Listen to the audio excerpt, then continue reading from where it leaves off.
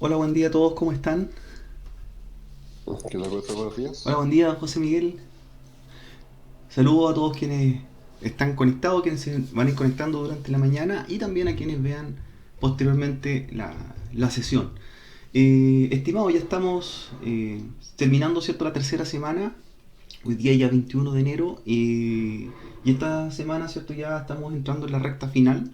Hoy día vamos a revisar o trabajar en lo que son los capítulos de sistema operativo. Vamos a revisar los capítulos teóricos y también eh, ir entregando otros materiales que son correspondientes a la examen práctico. ¿Ya? Así que antes de comenzar a revisar el material, o los capítulos pendientes, recordar algunas informaciones que son importantes con respecto a los exámenes que hay que rendir y también ya adelantándonos con la entrega de el examen final práctico, ¿ya? Que es el que yo le mencioné al principio del curso, que corresponde a una microclase en la cual ustedes van a explicar un contenido de un tema de un capítulo de lección, ¿cierto? O pensando que es una clase frente a su estudiante. Así que vamos a explicar todos esos puntos primero y luego comenzamos con los capítulos de sistema operativo. ¿Ya? Hoy día terminaríamos entonces con el capítulo 10 y 11 y 12. ¿Ya? El lunes estaríamos viendo el capítulo 13 y 14, que sería ya los capítulos de seguridad y de especialista TI, y con eso ya terminamos lo que son los 14 capítulos y nos restaría la próxima semana rendir lo que son los exámenes finales, tanto el práctico como el examen final teórico. Bien, así que les comparto mi pantalla, estamos grabando la sesión, recordando para quienes no puedan participar y cualquier duda, ¿cierto?, que tengan quienes vean el video, luego pueden enviar un correo, ¿cierto?, y les voy tratando de responder lo más rápido posible. Bien, entonces les comparto mi escritorio para que revisemos esos temas pendientes y luego comenzamos con la sesión.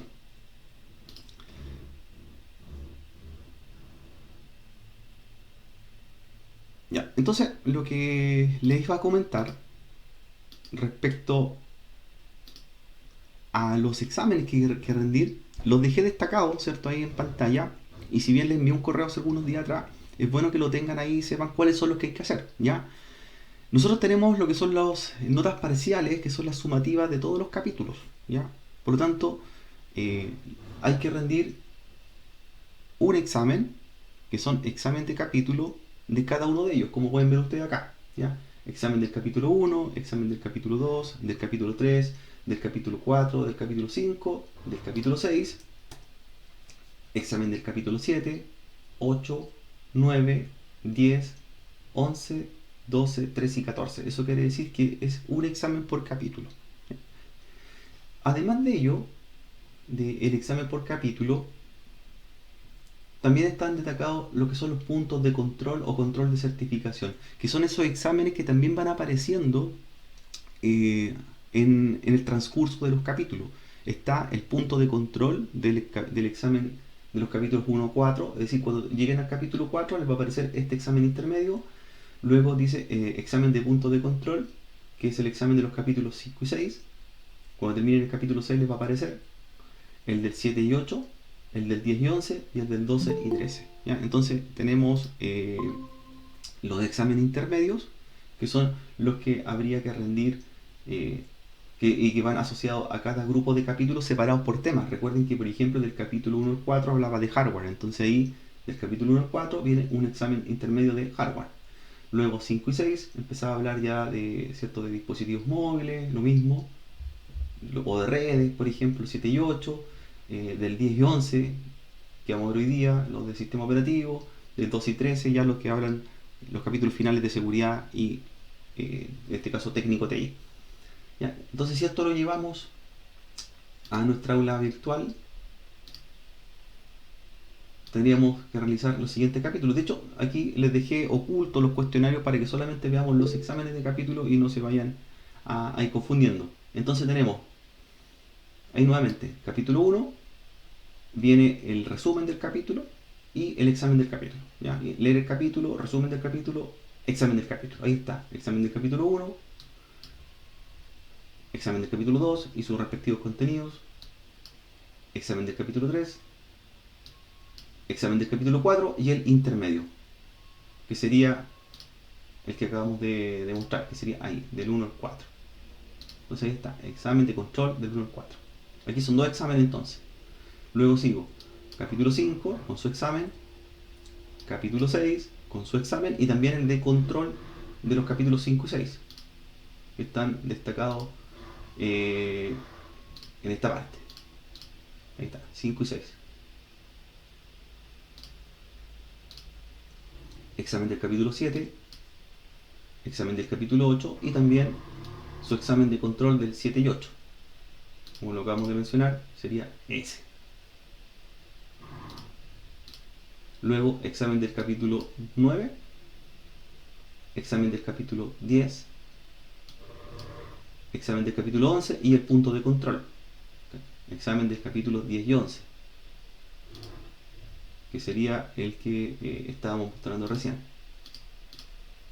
10 y 11. Y luego nos quedaría el examen del capítulo 13, su punto de control del 12 y 13, que sería ahí, 2 y 13. Y por último, el examen del capítulo 14. Ahí estaríamos. La próxima semana, como les digo, se va a abrir el examen final, pues se llama evaluaciones sumativas, que es un examen completo de todos los capítulos. ¿Ya? Es un único examen y hoy día entregamos la pauta del examen práctico. ¿Ya? El examen práctico que ya lo hacen con una semana de anticipación. Así que ese vamos a revisar ahora. ¿Hasta hay dudas, estimados? Con los exámenes que hay que ir rendiendo, los parciales.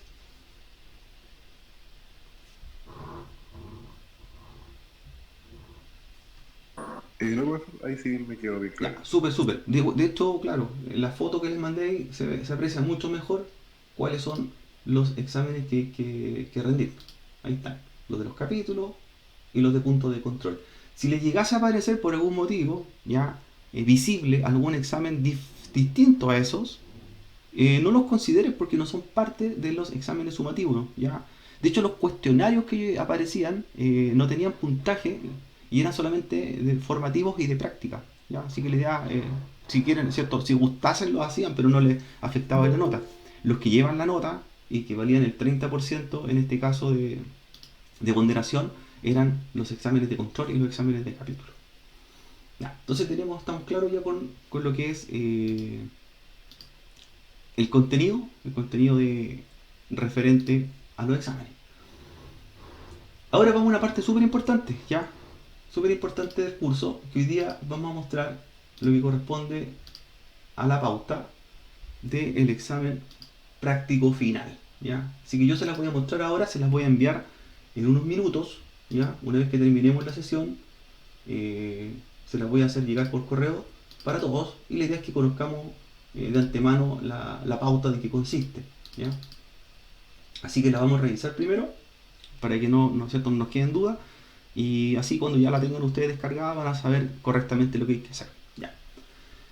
El curso, recuerden que el curso de IT Essential, aparte de estos exámenes parciales de todos los capítulos, puntos de control, tiene 2 exámenes finales, ¿ya? Y que lo habíamos mencionado dentro del contenido del curso, ¿ya? De hecho, aquí están todas las calificaciones que nosotros tenemos que considerar.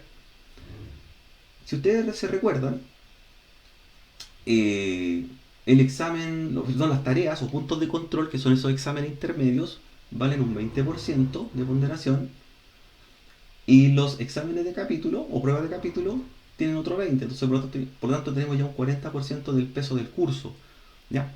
Pero nos faltan 2 exámenes finales, ¿ya? Que corresponden a los de la próxima semana, una vez que terminemos, ¿cierto?, los contenidos de los 14 capítulos, que es el día lunes. Entonces, a contar del lunes ya tenemos los exámenes finales. Los 2 exámenes finales, que tienen un peso de 30% cada uno, ¿ya? Cada uno vale un 30%, es un examen final teórico, ¿ya? Que es el examen que dijimos nosotros recién que era el examen final de todos los capítulos, ¿ya? Y ese no está habilitado todavía porque una vez que terminemos el día lunes de revisar los capítulos finales, vamos a tener activado ese examen final. Y ese tiene un par de días para realizarlo. Es durante esa semana. La semana desde el día 24 al 28. Desde el lunes 24 hasta el día 28 va a estar disponible ese examen, ¿ya? Por lo tanto, para rendir ese examen hay que tener todos los anteriores listos, como vimos nosotros, todos los exámenes de capítulo y puntos de control. Así que idealmente este fin de semana, ¿cierto? Tratar de dejar todo terminado para poder rendir ese examen. Inclusive el mismo día lunes igual pueden continuar si les quedan exámenes de capítulos pendientes, ¿ya? Pero la idea es tenerlos listos para dedicarse esa semana a rendir el examen final. Y el otro examen, que también vale un 30%, es el examen práctico que lo vamos a entregar ahora, ¿ya? Ya que ese examen, ¿cierto?, requiere más tiempo y coordinación para poder hacerlo. Ese examen final práctico es la grabación o la clase que yo le voy a entregar en la pauta y que corresponde a la presentación de un contenido, de un capítulo a elección por ustedes, donde van a hacer una microclase, ¿cierto? Como si lo estuviesen exponiendo frente a su alumno, y de esa forma medimos las capacidades docentes y pedagógicas del instructor, ¿ya? Cómo explica, cómo condensa en 15 minutos un contenido, cómo tiene una estructura de una clase, desde que hace una introducción hasta un cierre, tal cual como quizás han tenido ustedes cursos en las instituciones que le enseñan un poco de pedagogía, ¿ya? Y todos los que hemos trabajado o los que trabajamos en educación superior, universitaria, muchas veces tenemos una formación distinta a la pedagogía. Somos ingenieros o técnicos en algunos casos, pero no somos profesores. Entonces, muchas veces tenemos cursos o diplomados que las instituciones nos entregan como herramientas para poder, ¿cierto?, hacer la entrega correcta de contenido a un estudiante de distinta índole, estudiantes ¿cierto?, de media, estudiantes mayores, estudiantes de educación universitaria, y de esa forma este examen práctico avala un poco esa parte, cómo nosotros relacionamos los contenidos técnicos que dominamos de una materia, pero cómo los llevamos a explicarlo a una audiencia, ¿ya? Por lo tanto, ahí vemos la parte pedagógica del instructor, que es súper importante, y Cisco lo potencia mucho, porque podemos tener los conocimientos técnicos, podemos aprobar estos exámenes online, pero si no sabemos cómo llegar al estudiante o adaptarnos a las necesidades del estudiante, es difícil tener una llegada correcta del contenido, ¿ya? Entonces eso es lo que se evalúa en esta parte. Entonces está el examen práctico.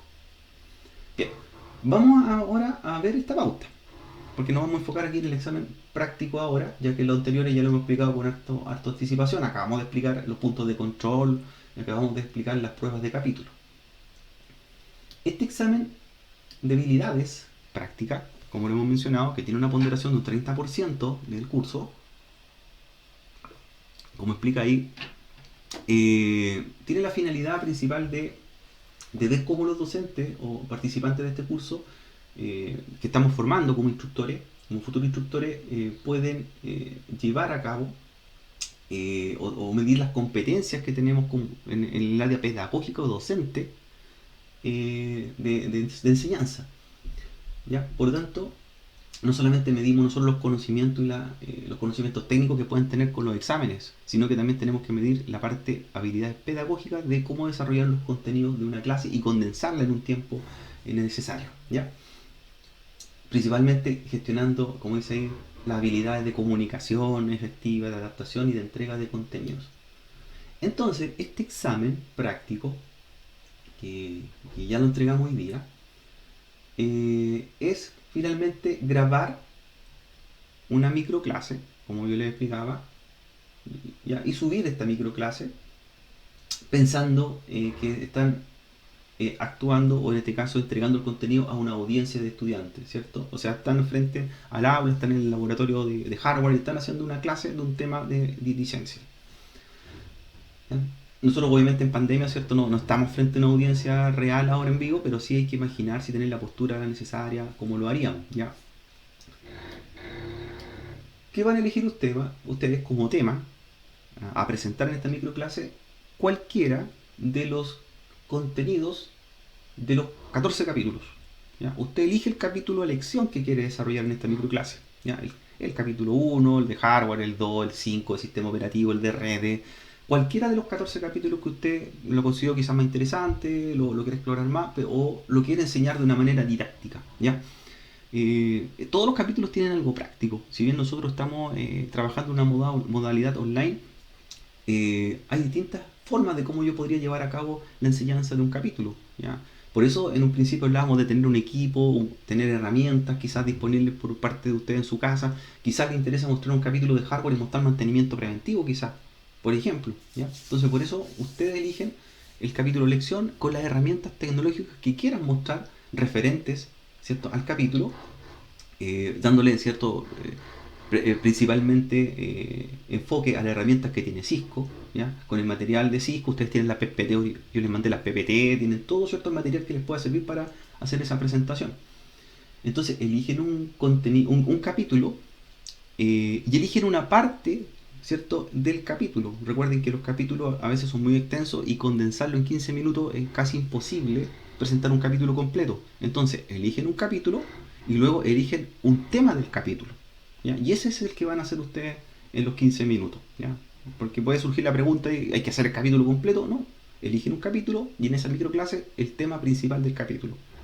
Pueden hacer una introducción completa al capítulo, un breve resumen de qué se trata, se presentan ustedes, y luego cuando tienen que hacer el desarrollo mencionan que van a explicar ese tema en particular del capítulo, ¿ya? Y luego hacen el cierre como corresponda a la microsesión. Entonces, súper importante esto, para que no les quede duda. Eligen un capítulo y un tema del capítulo que presentan, ¿ya? La grabación, importante que van a subir ustedes, que no tenga más de 15 minutos, ya es el tope, 15 minutos, porque en 15 minutos tengo que ser capaz de, ¿cierto?, desarrollar un tema con una estructura de clase. Yo igualmente les voy a enviar algunos ejemplos de sesiones grabadas de profes que han hecho clases de IT Essential en microclases, para que ustedes tengan una referencia y les sirva también como guía. Pero ahora esto queda abierto a que ustedes como instructores ocupen todas las herramientas y tecnologías que consideren para hacer didáctica esa presentación de 15 minutos. Entretenida, dinámica y con herramientas tanto de Cisco o también herramientas de otros. Puede ser cualquier utilidad que consideren importante agregar, que quizás esté fuera de la currícula del curso y lo quieren meter como herramienta adicional, como vimos un software, por ejemplo, que gestione un armado de equipo y no necesariamente sea, por ejemplo, Packet Tracer o sea el Virtual Laptop que yo les compartí. Entonces ahí, ¿cierto?, implican el tema y ponen cualquier herramienta de software que quizás les sirva o de hardware que complemente lo que quieran mostrar. Lo importante es que sea dinámico y atrayente para la audiencia. No más de 15 minutos.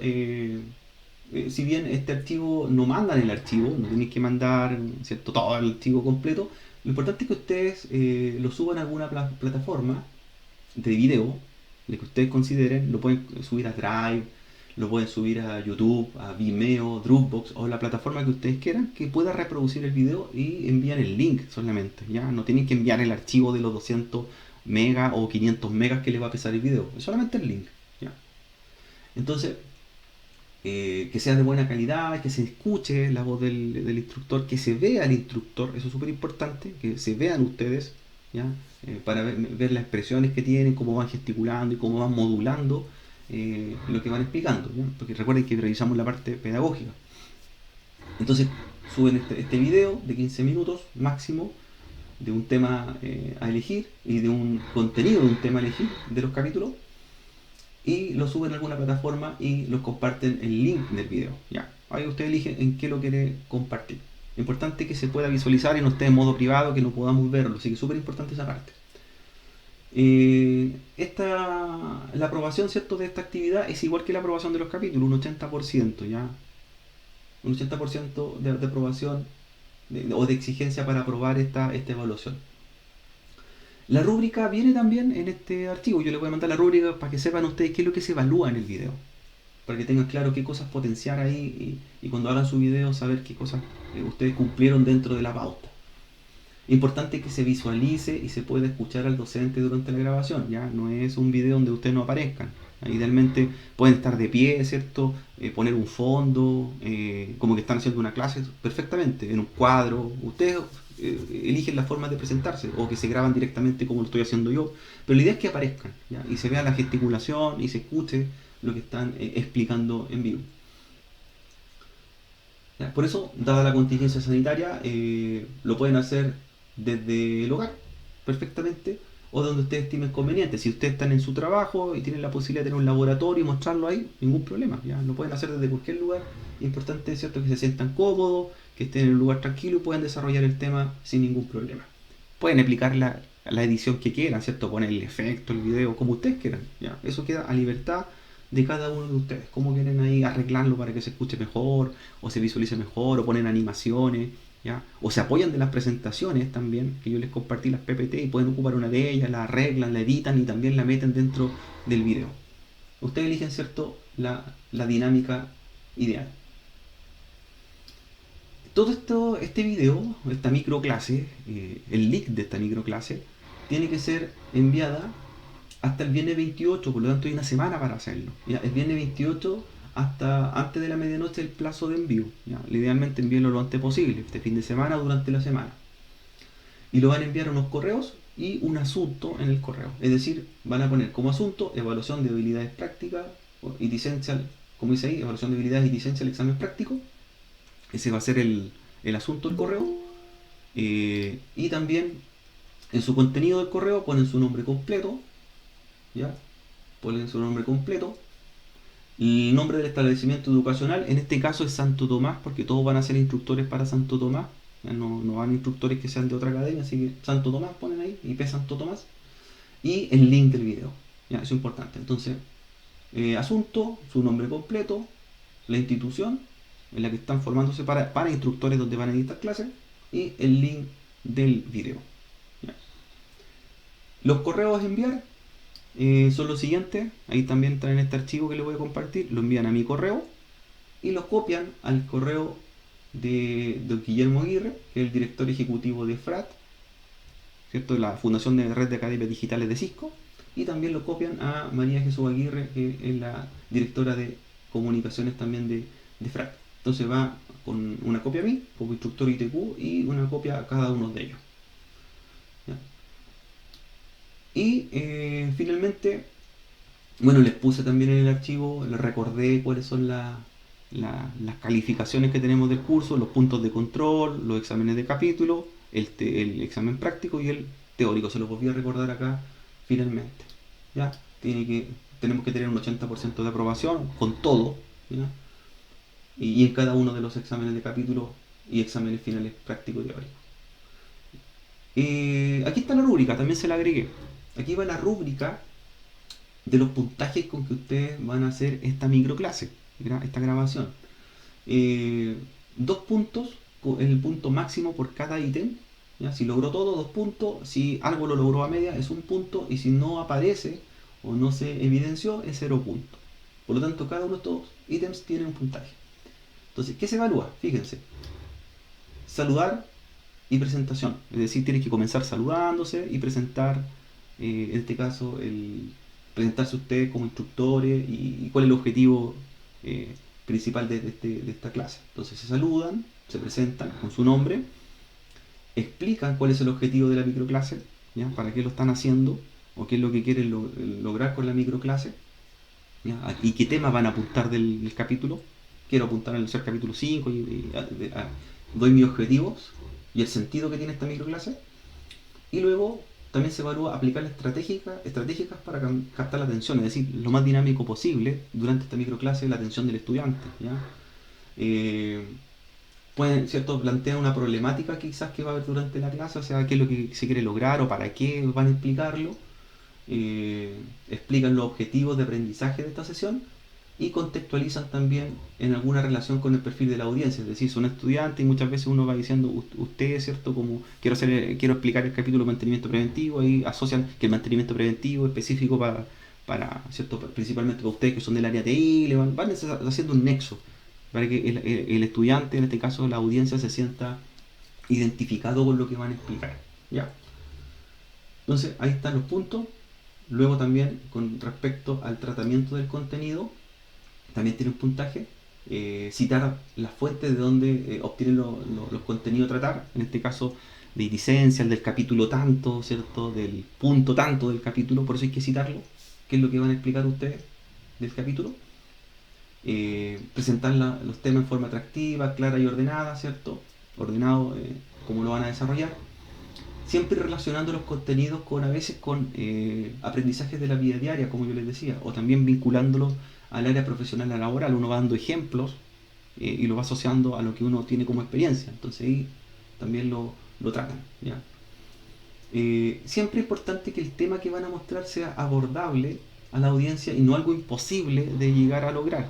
Pensemos que nosotros, que el curso IT Essential es un curso para alumnos que son siempre de primer año y de primer semestre de una carrera. Ellos a veces nunca han tenido una experiencia en nada con lo que respecta a hardware, software o sistema operativo, ¿ya? Y tenemos también estudiantes que pueden ser de diversas edades, ¿ya? O sea, podemos tener estudiantes desde los 18 años como un estudiante de 60 años, quizás. Entonces tenemos que hacer que sea abordable, comprensible lo que vamos a tratar, ¿ya? Que cualquiera lo pudiese entender y que no va a ser imposible de aprender. Siempre realizar paralelos entre los términos técnicos y situaciones en la vida real, ¿ya? Si bien nosotros mencionamos términos técnicos, a veces hay que abocarlo un poco a nivel un poco más básico para que se entiendan, ¿ya? Eso es importante también de ustedes, pensando que la audiencia, nuevamente les repito, es de alumnos que algunos tienen conocimiento, algunos ya tienen experiencia en hardware y otros no tienen nada. Entonces, primera vez que ven esto, ¿ya? Y es un curso de entrada para la carrera. Entonces, es importante cómo nosotros logramos encantar y explicar al alumno y que no se sienta que esto no lo va a poder llegar a terminar y no va a poder terminar un curso, no va a poder aprobarlo. Por eso es importante ocupar herramientas o formas de explicar lo que sea lo más adecuado posible. Utilización de recursos didácticos, como explicábamos nosotros, explicar qué herramientas va a mostrar o qué va a utilizar para apoyarse, ¿ya? Probar, ¿cierto? Demostrar dominio del recurso didáctico utilizado. Por ejemplo, si yo voy a hacer el capítulo de redes y justo el capítulo de redes habla de cableado y Ethernet, y voy a hacer justo la muestra de un cable, tratar de practicarlo antes, ¿cierto? Y no estar ahí perdiendo los minutos y que no me resulte. O sea, todo lo que yo muestre tiene que ser probado y que deba tener anteriormente una habilidad, ¿ya? Por eso es importante que usted demuestre la habilidad del tema que elija y promover los recursos didácticos en el aprendizaje. No solamente leer y ahí explicar, sino que también mostrar elementos prácticos, con simuladores, con herramientas o con lo que usted elija para el capítulo seleccionado. En el punto de tratamiento metodológico se mide, por ejemplo, que exista la concordancia entre lo que presentó y su objetivo. Es decir, si yo presenté un objetivo, tiene que estar presente durante la microclase. Es decir, no solamente los presenté y nunca los mostré, ¿ya? Por eso tienen que ser concordantes. Desarrollar actividades que permiten al alumno dar cuenta de lo aprendido. Es decir, voy enseñando y voy mostrando. Y finalmente, cuando en la parte final de la clase, hacer un resumen. Por eso sintetizamos lo tratado y que los objetivos que nos planteamos en un principio de la microclase se pudieron cumplir. Por eso no estamos hablando de 100 objetivos, sino que los objetivos que usted presentó se hicieron durante esos minutos. Importante siempre hacer referencia a la bibliografía de NetAcad, ¿ya? Desde qué capítulo, qué parte está lo que sacamos nosotros y mostramos, ¿ya? Entregar también al final su apreciación personal del tema expuesto, así como sus palabras con lo que quiera terminar o hacer cierre, y finalmente se despide y cierra la sesión correctamente. ¿Se fijan? Tiene una estructura de una clase, por lo tanto tiene un inicio, tiene una introducción, tiene objetivos, desarrollo, resumen y cierre. También importante estos otros detalles que también son puntajes. Todo esto que hemos visto son puntajes de esta actividad. Como docente, ¿cierto? Que no se note nervioso, ¿ya? Que se note que está explicando en forma natural y desenvuelta el contenido, que se escuche bien, ¿ya? La voz tiene que ser clara, fuerte, matizar, ¿ya? No leer lo más rápido posible y tratar de meter cientos de contenido en un minuto, sino que se entienda, se explique y se vayan viendo los matices de este caso de la dicción que va haciendo en la explicación, ¿ya? Focalizarse en el material que exponemos, no dejar espacios muertos, es decir, no hacer pausa, que no se escuche nada, sino que mantener una dinámica atrayente en los 15 minutos. O por ejemplo que esté mostrando una imagen y no tiene que ver con los contenidos, o sea, tiene que ser todo concordante. Estoy apoyándome de una imagen o de un video que tiene que ser concordante. Importante la pronunciación, el uso de vocabulario y ajuste de nivel técnico de lo que estoy mencionando. Ser entusiasta, ¿cierto? Vital, dinámico. No que sea un tema muy lento, ¿ya? O la forma de expresarlo sea muy no motivadora, principalmente para los estudiantes. A veces pasa que se distrae mucho, principalmente los estudiantes más jóvenes. Bueno, y normativa, no más de 15 minutos. Sintetizar los contenidos del tema en el tiempo asignado, no pasarse, Por eso son 15 minutos para que usted en esos 15 minutos condense y comprima el contenido que va a mostrar y hacerlo entendible principalmente para una audiencia de bajos conocimientos técnicos, o sea, pensando que el alumno, como decíamos, no conoce nada y tenemos que tratar de llevarle a cabo que esto no es imposible y que lo va a aprender. Y finalmente los puntajes desde 0 hasta 2 va por cada uno de estos ítems. Así que esta pauta yo se las voy a enviar al final de la sesión, cuando enviemos el video, para que comiencen a trabajarla desde hoy día mismo. Y recuerden que el plazo es el día 28, viernes 28 antes de la medianoche. Así que háganlo con tiempo. Es una evaluación importante, vale un 30% del peso del curso y es la que mide los conocimientos de habilidades prácticas del instructor. Estimado, ¿alguna duda hasta acá? ¿Consulta? No, profesor, todo muy claro. Ya, súper bien, José Miguel. Jonathan también ahí comparte que está súper claro.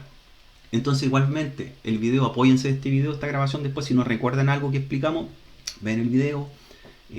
O si les quedó alguna duda en la pauta, me escriben durante la semana para ir, ¿cierto?, apoyándolo en el desarrollo de esta actividad. Bien, ya entregamos la evaluación práctica con alta anticipación, una semana de desarrollo.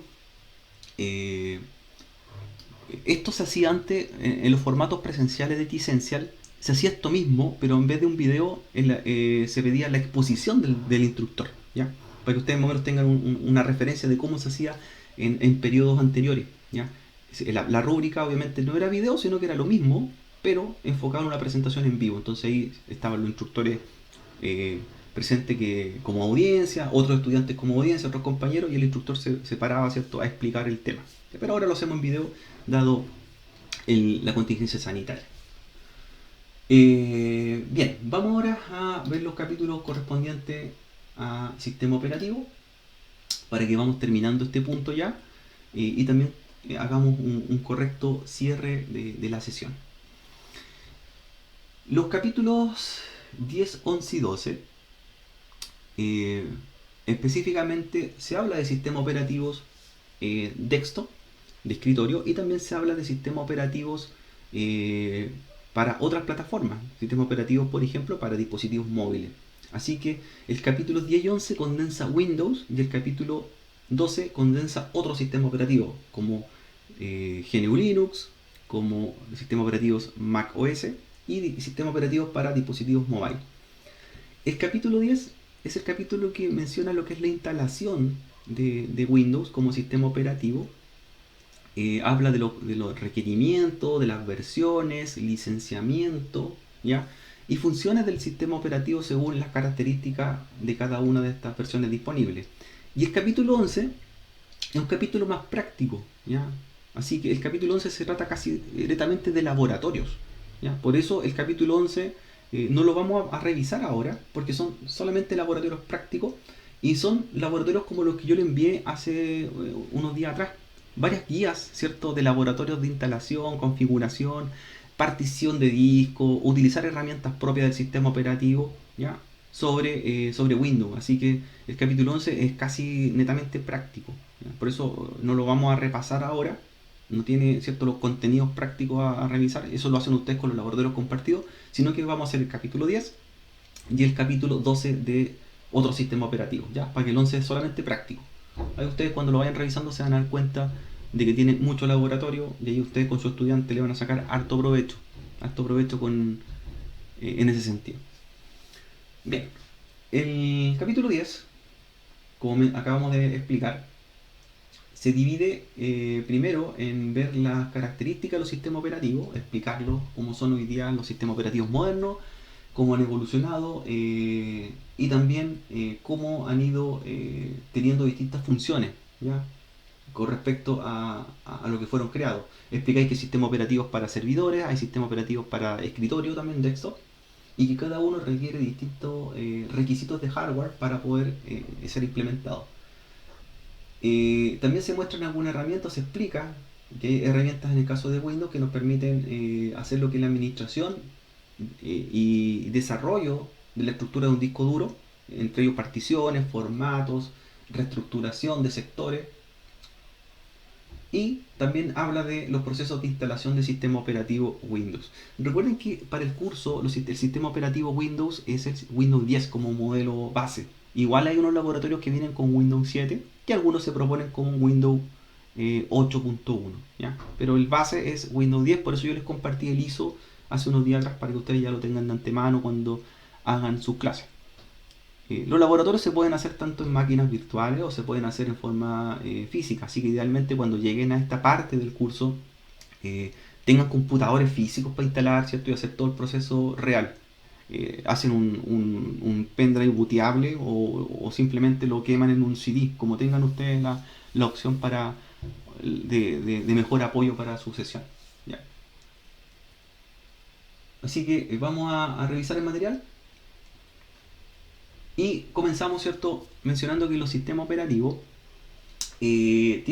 fueron creados con el fin de poder administrar los recursos físicos de un equipo computacional. Y entonces esa es la función que tiene un sistema operativo. Hoy día cualquier dispositivo electrónico tiene un sistema operativo, ¿ya? Desde un teléfono, un televisor tiene un sistema operativo, hasta cualquier tipo de elemento electrónico. Los sistemas operativos se basan según las funciones y cantidad de usuarios que pueda manejar simultáneamente. Por eso tenemos sistemas operativos que son multiusuarios y también monousuarios, ¿ya? Un sistema operativo multiusuario hace referencia a que ese sistema operativo puede tener uno o más usuarios creados y esos usuarios pueden trabajar simultáneamente, ¿ya? O cuentas de usuarios. Eso se ve mucho en los sistemas operativos servidores, ya que en el caso de los sistemas operativos Windows Server yo puedo crear una cantidad de usuarios según la licencia del sistema operativo, 25 usuarios, 100 usuarios, 500 usuarios, para trabajar incluso simultáneamente en la máquina, ¿ya? En los sistemas operativos nuestros de escritorio se pueden crear varias cuentas de usuarios, pero no siempre se pueden usar todas al mismo tiempo. De hecho, en los sistemas operativos base Windows, 5 usuarios son el máximo de cuentas a trabajar al mismo tiempo, por escritorio remoto o iniciando sesiones en la máquina. Entonces también tiene un límite, si bien tiene varios usuarios creados, pero no todos al mismo tiempo pueden trabajar. ¿Ya? Los sistemas operativos también pueden ser, así como multiusuario o monousuario, que es un usuario o varios que trabajen en la máquina, pueden ser multitarea o monotarea. ¿Ya? Cuando mencionamos sistema operativo multitarea, hacemos referencia a que varias aplicaciones o programas pueden estar trabajando al mismo tiempo, distribuyéndose la carga en quizás distintos núcleos del procesador. ¿Ya? Y monotarea correspondería a que trabajamos solamente una tarea sobre el sistema operativo o equipo.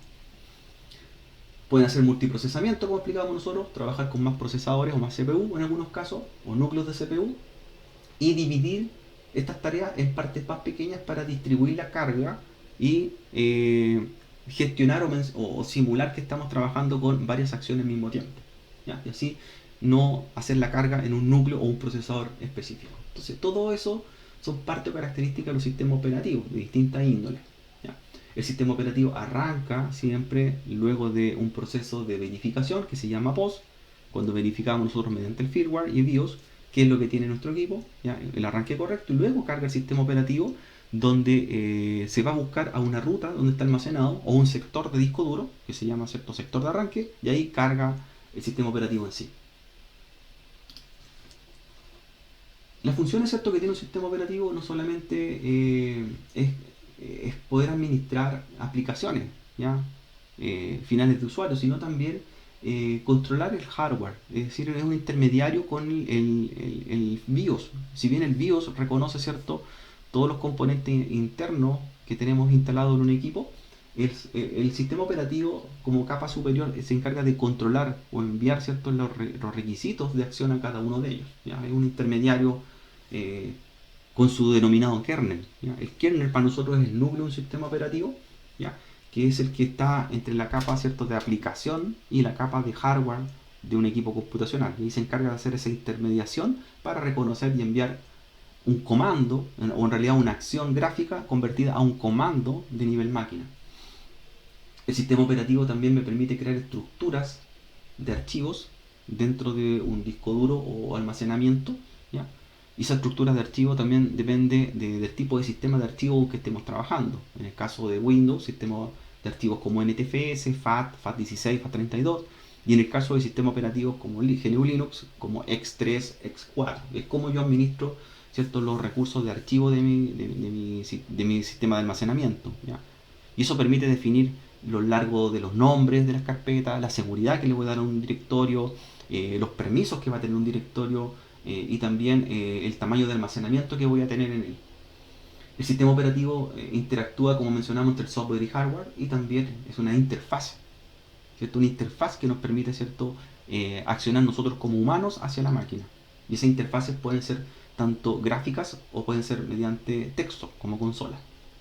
Y finalmente localiza las aplicaciones y las carga a la RAM para que se ejecuten finalmente como tareas. ¿Ya? Estos son los objetivos o funciones básicas de todo sistema operativo. En el caso del curso, como mencionábamos nosotros, el sistema operativo base que se habla es Windows 10, que es el sistema operativo vigente y actual. En el caso del curso para Windows nos integra otro sistema operativo posterior todavía, ¿ya? Como Windows 11 por ejemplo, pero también se mencionan otras versiones anteriores de Windows, 8.1, 8 y 7, ¿ya? Donde cada uno tiene su sistema operativo con características, escritorios y kernel distintos. ¿Ya? Pero para que ustedes tengan ahí la referencia en qué se basa o cuál es el sistema operativo base. Cada uno tiene, ¿cierto?, sus distintas mejoras o funcionalidades.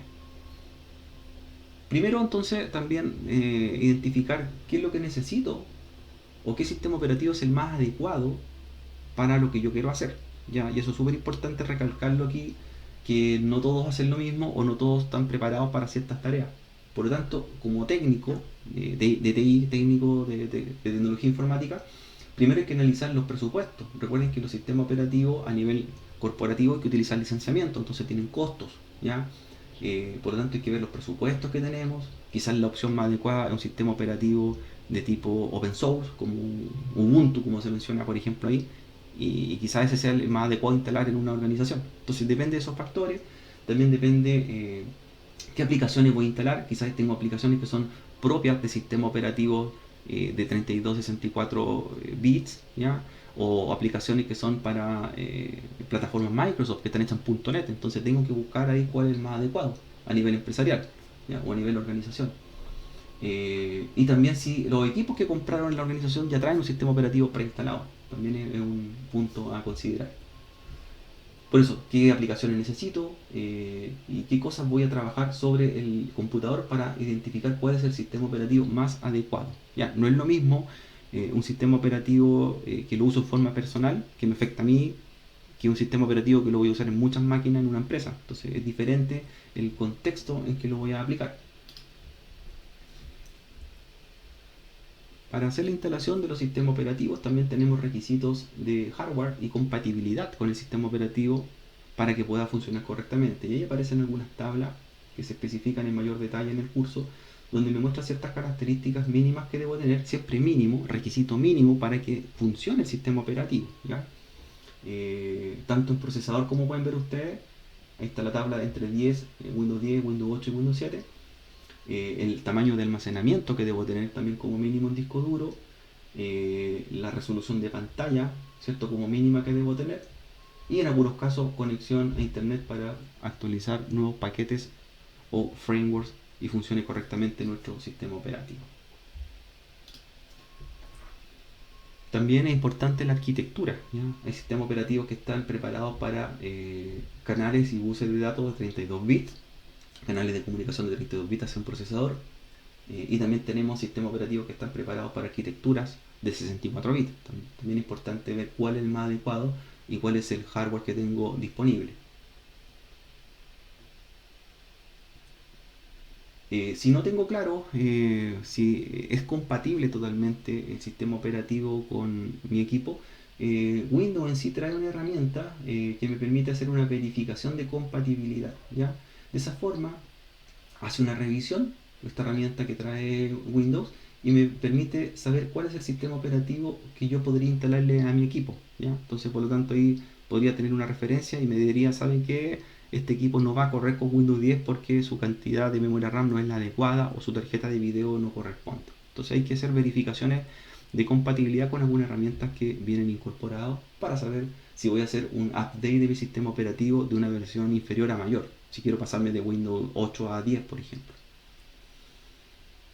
Las actualizaciones de los sistemas operativos también son importantísimos, ¿ya? Importante tenerlo en cuenta. El objetivo de una actualización de un sistema operativo es poder descargar las nuevas mejoras o parches de seguridad o funciones que no tenía originalmente cuando fue lanzado el sistema operativo. Microsoft va sacando actualizaciones constantemente para ir resolviendo problemas o fallos detectados del mismo sistema operativo, o para darle nuevas características o compatibilidad o funciones que no tenía originalmente. ¿Ya? Con respecto a fabricantes de hardware, por ejemplo, apareció un nuevo teclado de un fabricante y quiero hacerlo compatible con el que tengo actualmente, hago una actualización o un parche para que lo pueda suplir. ¿Ya? Y principalmente enfocándose hoy día en las vulnerabilidades de seguridad. Así que tiene la posibilidad, ¿cierto? La herramienta de actualización de Windows de poder descargar la actualización primero o directamente instalarla, ¿ya? Para poder bajarla en segundo plano o instalarla directamente. Yo puedo hacer una instalación también de sistema operativo limpia, ¿ya? Eso quiere decir que yo puedo cambiar de sistema operativo empezando desde cero, o puedo instalar sistema operativo sobre otro que ya existía. También puedo hacer esas dos opciones, conservando los archivos anteriores e instalando una nueva versión sin perder mi documento, o haciendo la limpia, que significa que hago un formato completo del disco duro y particiones e instalo desde cero el sistema operativo. ¿Ya? Eso queda a decisión personal. Es importante siempre respaldar ante los datos antes de hacer cualquier acción de ella. También cuando se requiere instalar un sistema operativo o actualizar un sistema operativo, es importante hacer lo que es la migración de datos, ya principalmente para conservar los datos que tengo de usuario hacia el sistema operativo nuevo. Tiene herramientas que ya trae incorporado Windows, y también hay herramientas de terceros, como podemos ver acá. Hay estos programas que me pueden servir para hacer un respaldo de datos y luego restaurarlos como si siempre estuviesen ahí. Principalmente las carpetas de usuario de los sistemas operativos se alojan en Document and Setting Users. Por lo tanto, ahí está escritorio, descargas, documentos. Y eso es lo que rescatan estas herramientas y tratan de llevar la misma configuración al equipo nuevo. Así que tenemos algunas herramientas de migración. La de Microsoft se llama Windows Easy Transfer, por ejemplo. Me permite migrar de una computadora antigua a nueva.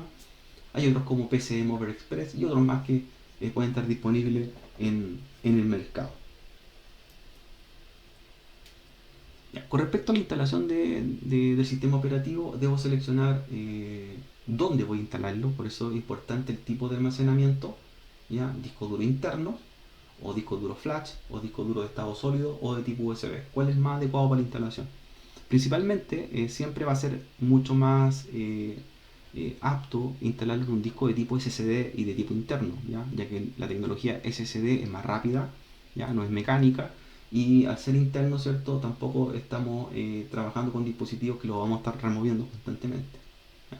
Por lo tanto hay que elegir el dispositivo adecuado, y también pensando en el espacio que tengo disponible y la velocidad de carga que va a tener o transferencia de datos ese disco. Debo preparar una porción del disco duro llamado partición, ¿ya? Las particiones nos permiten a nosotros indicar en qué lugar vamos a alojar los archivos de un sistema operativo. Por lo tanto, al proceso de instalación me pregunta dónde lo quiero ubicar y de qué tipo de partición quiero hablar, ¿ya? Lo que se instala cuando nosotros estamos haciendo una instalación desde cero, para instalar nuestro sistema operativo, se genera lo que se denomina el MBR o registro de arranque, que en realidad es una información que se almacena en un clúster de disco duro, es de un tamaño bastante pequeño, 512 bytes, donde me dice o le indica al BIOS dónde está, ¿cierto?, la ruta del sistema operativo, ¿ya? Entonces el registro de arranque es ese pequeño archivo donde le va a indicar dónde está alojado el sistema operativo. Y también debo considerar cómo quiero trabajar estos arranques, ¿ya? Que pueden ser de tipo MBR o GPT, ¿ya? Y hay dos diferencias. Y ahí, cuando yo estoy haciendo la instalación, me pregunta también cómo quiero trabajarlo, y ahí está la tabla comparativa en cuál de las dos es la más adecuada. Por ejemplo, si yo quiero trabajar con pocas particiones primarias, o sea, quiero instalarle uno o dos sistemas operativos, podría elegir ¿cierto? El registro de arranque MBR, ¿ya? Si quiero tener muchas particiones de sistema operativo, elijo la de tipo GPT, por ejemplo. También va asociado el tamaño de disco duro que voy a trabajar. Por ejemplo, si voy a hacer una partición de 2 terabytes, elijo MBR, y si quiero particiones, ¿cierto?, mucho mayores, de tipo GPT, ¿ya? Así que hay algunas características en cada uno de estos unidades de partición que también va más adecuada al tipo de disco duro o tipo de instalación que quiera hacer, ¿ya? MBR o GPT. Los discos duros, recuerden que generan particiones, donde tenemos nosotros la principal, que es la primaria, donde se instala el sistema operativo, y partición activa se denomina a una partición que ya también es primaria y que está visible para poder trabajar en ella. Y dentro de las particiones puedo tener la extendida, que se refiere a la partición o espacio que tengo de almacenamiento, y la unidad completa se denomina unidad lógica, que se le otorga un volumen o letra, ¿ya? La partición C, la partición D, pues. Mis discos pueden ser básicos o pueden ser discos dinámicos, ¿ya? Un disco básico es un disco que está pensado para no hacer acciones como write y no hacer particiones a futuro, ¿ya? Un disco dinámico me permite hacer más funciones especiales dentro del sistema operativo. Y formateo, el término que se le denomina a reestructurar los sectores del disco duro y hacer un borrado quizás de bajo o alto nivel. Así que tenemos un poco las unidades que tenemos que considerar, y considerando siempre que la partición primaria es donde se instala el sistema operativo. Y las otras particiones pueden ser de almacenamiento. Los sistemas de archivo, como mencionamos nosotros, nos permiten administrar lo que son las propiedades de almacenamiento de un disco duro, entre ellos seguridad, tamaño y cómo manejo los archivos que van a estar almacenados. Microsoft trabaja con los tipos de sistemas de archivos llamados NTFS, y también trabaja con otros denominados FAT, que son anteriores y que tienen menos funcionalidades que NTFS. En otras plataformas se usa, por ejemplo, exFAT o XST, ¿ya? Que son particiones para sistema operativo GNU Linux, ¿ya? O NFS, por ejemplo. Vienen algunos laboratorios también propuestos donde ustedes hacen particiones, vienen unas guías que les enseña a formatear, generar particiones primarias, activas y otras en máquinas virtuales, pensando que van a hacerlo ya en laboratorio. En el caso de la instalación del sistema operativo, se trabaja con creación de cuentas. Hoy día Windows trabaja con la autenticación de inicio único, que se llama la SSO, que nos permite con una cuenta acceder a todos los recursos del sistema. Ya es como una cuenta general.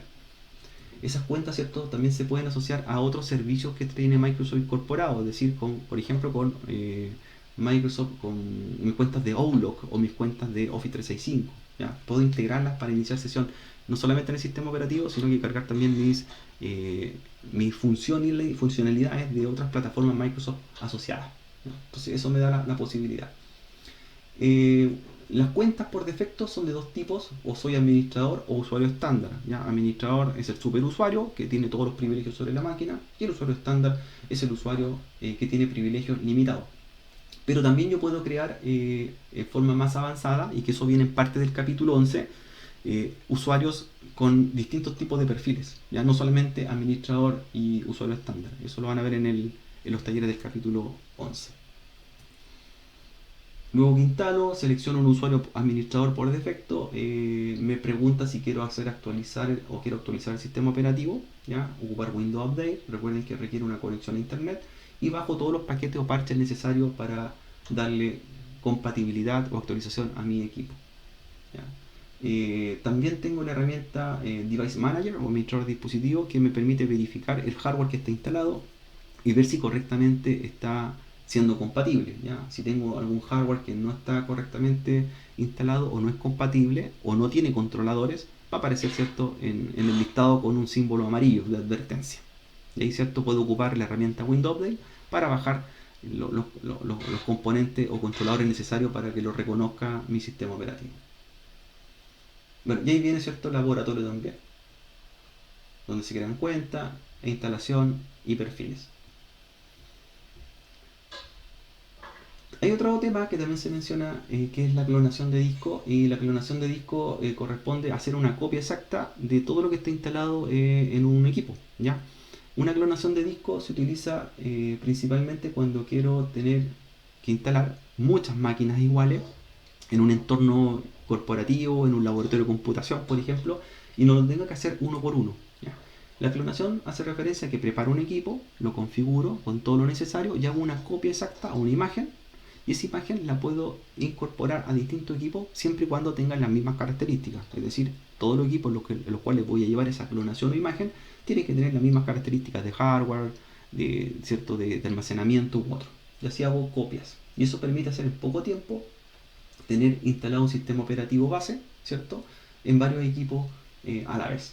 ¿Ya? Ahí se menciona una herramienta propia que se llama SysPrep o System Preparation, que me permite, ¿cierto?, hacer una copia y luego restaurar esa copia en varias máquinas, ¿ya? O varias clonaciones de disco.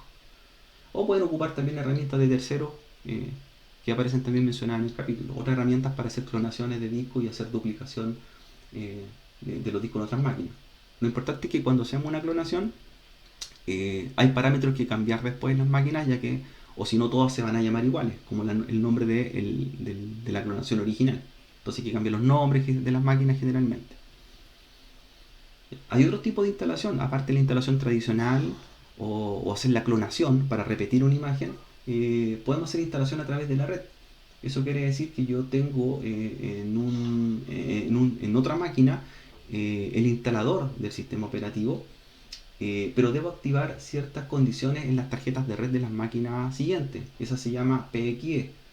Eso voy al BIOS de la computadora y eso permite que vayan a buscar un arranque que está instalado o una instalación en otra máquina. Entonces así yo no tengo que hacerlo una instalación por un dispositivo de almacenamiento, un USB o un CD, sino que lo instalo a través de la red, una instalación remota y desatendida. Es decir, se hace, cierto, casi solo ubicando a un servidor de instalación. Puedo hacer instalación mediante imágenes, como mencionamos nosotros. Puedo crear una imagen de restauración, la dejo oculta en una partición del sistema operativo y la restauro cada vez que quiera volver al estado original de mi equipo. ¿Ya? Hoy día la gran parte de las computadoras que venden los fabricantes vienen con una partición de restauración para ello. De esa forma puedo volver al estado original de mi máquina. Ahí está la instalación remota que podemos hacer también nosotros, y corresponde a que el sistema operativo va a buscar, perdón, las máquinas del sistema operativo que está almacenado en un servidor. Entonces ahí va a través de la red, activo las funciones PXE en mi BIOS del equipo y busca un servidor de instalación, como vemos por acá. ¿Ya? Entonces me asigno la dirección IP, me reconoce por mi dirección MAC de la tarjeta de red y voy a buscar el arranque dentro de la red. Una instalación desatendida también es una instalación que preconfiguramos parámetros o preparamos una instalación. De hecho, Windows tiene una herramienta que se llama Windows System Image Manager que me permite hacer una instalación desatendida. Y esa instalación es preparar con ciertas configuraciones que yo quiero que tenga mi sistema operativo para replicarlo en varias copias. Es decir, ya lo dejo con un nombre, ya lo dejo con un grupo de trabajo, ya los dejo con algunas componentes instalados y algunos que no necesito los desmarco, por ejemplo. Entonces preparo una instalación, en este caso, a la medida. Entonces preparo esa imagen y esa imagen después yo la copio en las máquinas que requiera. Ahí también está la partición de recuperación, que mencionamos que es la partición oculta, que si bien aparece en el administrador de disco, pero el usuario no la ve. Y esa es la partición donde está de restauración y donde puedo volver el sistema operativo a mi estado original en caso de cualquier problema o falla. Para actualizar el sistema operativo, no solamente yo puedo ocupar herramientas como el Windows Update, ¿cierto? Ejecutar el Windows Update que descargue. Hay otros métodos de actualización que yo puedo tener para generar instalaciones limpias, ¿ya? Yo puedo hacer una instalación desde cero, como explicábamos nosotros, significa tener un disco duro limpio y hacer una instalación inicial, o puedo hacer instalaciones en las cuales se refieren a actualización, es decir, cambio de versión de 7 a 8, de 8 a 10, y en la cual me puede conservar mi archivo anterior. Ahí tenemos también la posibilidad de hacerlo de dos formas, o limpia o también conservando los archivos de usuario. Para instalar el sistema operativo siempre tenemos que seleccionar desde dónde va a iniciar o dónde está almacenado antes de instalarlo, y eso lo modificamos en el BIOS o en el UEFI, ¿cierto? Seleccionamos si va a arrancar desde un CD, si va a arrancar desde un USB o desde una ruta externa. Por eso es importante indicarle dónde va a ser la secuencia de arranque del sistema operativo. Y eso lo podemos, ¿cierto?, modificar. Si no encuentra el primer arranque, va a buscar en el orden correlativo el segundo arranque o tercer arranque hasta que encuentre dónde está alojado un sector con el MBR para saber dónde está la partición de disco duro. Los modos de arranque del sistema operativo, tradicionalmente se utiliza la tecla F8 y me permite seleccionar cómo quiero arrancar el sistema operativo, cómo quiero que cargue. Y hay distintos modos de carga, ¿ya? Está el modo seguro, que es un modo de diagnóstico que carga con funciones limitadas. Ese modo se utiliza generalmente para hacer recuperación de fallas, ¿ya? Cuando tengo un problema de arranque, por ejemplo, compatibilidad o pantallas azules, ¿ya?, o negras, ¿cierto?, esos crash kernel, entro en modo seguro para buscar cuál sería el error. Quizás necesito desinstalar un driver que me está dando problemas y entro en un modo que se llama modo seguro. Hay otros modos como los modos símbolo de sistema, que entro netamente por la línea de comando. Hay un modo que entro a la última configuración guardada, válida, ¿ya?, a un punto de restauración. Hay modos que puedo entrar con funciones de red, donde, ¿cierto?, entra en modo básico, pero sí con acceso a la red de datos. Hoy día, tanto Windows 8 como 10 utilizan la misma tecla F8 para acceder al modo seguro y cargan un asistente donde aparecen las distintas opciones a elegir para poder arrancar con el sistema operativo en el modo de prueba de fallo, ¿ya? Y luego, ¿cierto?, utilizo las teclas F1 y F9 para elegir la opción deseada. Entonces, un asistente bastante sencillo y gráfico para poder elegir cómo recuperar una falla o un arranque seguro o recuperarme ante un problema que surja en el sistema operativo. Ya, entonces, capítulo 10 habla de todos estos temas iniciales, en los cuales vemos los métodos de instalación del sistema operativo, las fuentes, de dónde lo puedo obtener, cómo hago particiones limpias y con algunos laboratorios propuestos. El capítulo 11, que no lo vamos a revisar ahora porque se basa principalmente en laboratorios, ya habla de procesos de particiones, procesos de instalación, procesos de borrado, procesos de actualizaciones, procesos de creación de usuarios, y son netamente laboratorios, ¿ya? Así que ustedes, cuando estén leyendo el capítulo, se van a percatar que viene mucho laboratorio incorporado, ¿ya? Así que es más bien práctico. El 10 es más teórico y el 11 es el capítulo más práctico. Vamos a revisar ahora rápidamente el capítulo 12. El capítulo 12 que corresponde ya al capítulo de otros sistemas operativos, ¿ya?, de otras plataformas. El capítulo 12 habla de no solamente los sistemas operativos móviles, sino que también habla de los sistemas operativos Linux y Mac OS. Antes de mostrar el capítulo, yo les quería compartir un link, ¿ya?, de una plataforma donde ustedes pueden encontrar muchos sistemas operativos, ¿ya? Un sitio que les va a mostrar muchos sistemas operativos de distintas versiones de Linux, ¿ya? Si bien cada proyecto Linux, GNU Linux, tiene su propio repositorio o página oficial, hay un sitio que, si bien quizás lo conocen, se llama DistroWatt, ¿ya?, DistroWatt, el cual quería mostrarles. Y este sitio puede o permite, ¿cierto?, tener una gran parte de distribuciones GNU Linux disponibles en un solo sector, ¿ya? Así que se los comparto si no lo conocían, ¿ya? Y la gracia de este sitio es, como pueden ver ustedes, agrupa gran parte de las distribuciones Linux que existen hoy día disponibles, desde distribuciones Linux como Android, Debian, Red Hat, Ubuntu, Kali Linux y todas las que ustedes estimen convenientes. Así que, por ejemplo, usted busca el proyecto que quiera, por ejemplo, escribo el nombre del proyecto, perdón, Red Hat, ahí está, y me lanza a la página oficial, del proyecto Linux, me habla un poco la historia, las versiones que tiene disponible, y también están los links de descarga de cada una de ellas, según su línea de tiempo. Así que este sitio es bastante útil, ya que así no estoy buscando página por página oficial de cada proyecto GNU Linux, sino que simplemente con este sitio tengo todo concentrado en un solo portal. Así que ahí está. Son solamente distros Linux, exactamente. Todas las que están en el mercado las encuentro acá. Que de repente hay proyectos que están desactualizados. Si bien hay proyectos que son bastante populares y que tienen su sitio oficial y todo, como por ejemplo Ubuntu, hay proyectos que quizás se fueron descontinuando, como Canopix, por ejemplo, como Mandriva. Entonces acá uno encuentra todavía los repositorios e información de estas distribuciones Linux, ¿ya? Así que aquí les va a servir harto, ¿ya? DistroWatch tiene un buscador ahí y usted le muestra, ¿cierto?, toda la distribución Linux que anda buscando en especial, clasificadas por distintos tipos de funcionalidad. Sistemas operativos Linux, por ejemplo, pensado en seguridad, en diseño, en usuarios de escritorio de desktop, en servidores, etcétera, ¿ya? Y de pago y no pago. Recuerden que igual hay distribuciones Linux que son con membresías, como Red Hat, por ejemplo, que pagan por el soporte. O sea, está todo en Linux hoy día conocido. Entonces ahí ustedes se van a dar cuenta que es bastante útil este sitio.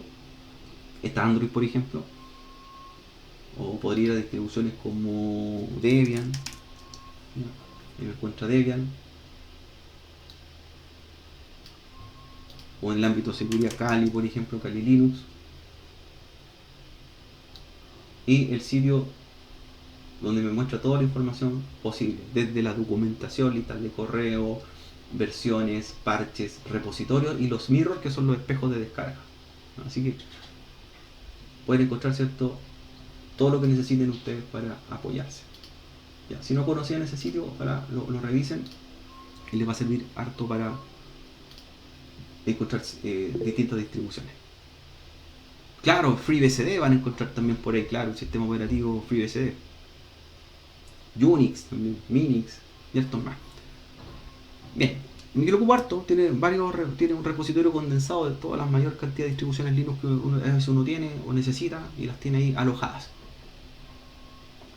Bien, este capítulo 12, para que vamos avanzando, trata de sistema operativo, ¿cierto?, fuera del mundo Windows, ¿ya? Primero hace una explicación y características de sistemas operativos de tecnologías móviles, ¿ya? Se basa en Android y OS, ¿ya? El curso menciona esos dos sistemas operativos móviles, no toca a otras plataformas.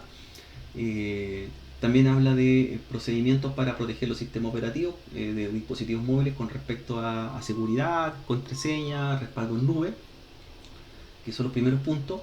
Y luego habla de los sistemas operativos Linux, ya los más populares, habla de los sistemas operativos Mac OS también y sus distintas versiones, y le da enfoque a lo que es la línea de comando, ¿ya? Así que también hay laboratorios de línea de comando, de instalación de Linux y de uso de OS X. Y termina mostrando lo que son los procesos de resolución de problemas del sistema operativo basado en el contexto de los 6 pasos. Así que ahí ustedes se van a encontrar con ese tema. Ya, primero, en la parte de sistemas operativos móviles hay dos mundos que se diferencian principalmente en su licenciamiento, ¿ya? Está el mundo del código abierto, el open source, y el código cerrado, que son los sistemas operativos privativos, ¿ya? Principalmente los sistemas operativos de código abierto se hace referencia a los sistemas operativos los cuales podemos usar y modificar nuestro sistema operativo para los fines que estimemos convenientes. Es decir, puedo entrar, verificar su kernel, hacer modificación de estructuras y adaptarlo a las necesidades. Y no tengo un pago, ¿cierto?, por ello. En el caso de los sistemas operativos de código cerrado, en este caso Apple fabrica su sistema operativo, que no puedo hacer modificaciones basadas en su kernel. Eso quiere decir que tiene un código el cual está protegido y además tiene un costo de uso. Entonces ahí tenemos los dos mundos, el open source, ¿cierto?, y el mundo, ¿cierto?, privativo. Ahí se muestra un poco la diferencia entre uno y otro. El código fuente, ¿cierto?, cuando es privado no se publica, por lo tanto no hay acceso al software de cómo fue hecho. Y el caso del código abierto es de libre uso, ¿ya? O sea, puedo saber específicamente todas las líneas de código de cómo fue hecho el sistema operativo. Android fue creado por la empresa Google e iOS fue creado por Apple.